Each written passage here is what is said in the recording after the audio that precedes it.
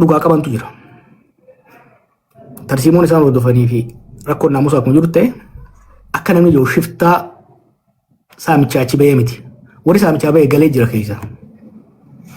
Ijoolleen tun qabsaa'ota yeroo dheeraa turtedha. Ijoolleen tun eenyufaa beeytanii? Ijoollee bara wayyaanee ama 15 meeqa hidhamaa ture. Jijjiiramaa dhufe jedhanii waggaa hidhaa bayan. Jijjiiramni isaan abdatan harkaa dhabame.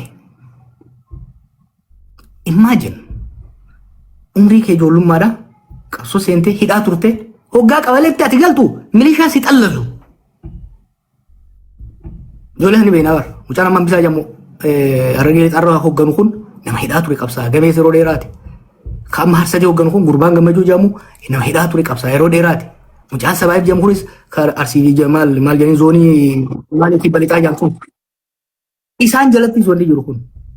So wanni yeroo shiftaadha maal jedhan waa lama qabdu ijoolleen tun. Ijoollee kaayyuudha gabbaate dur. Aarii qabdi. Wanni isin hawwate sun waan hin dhufiniif. Sadi ijoolleen tun bitamuu hin dandeessu. They are fiercely independent. So dhugaa qaban.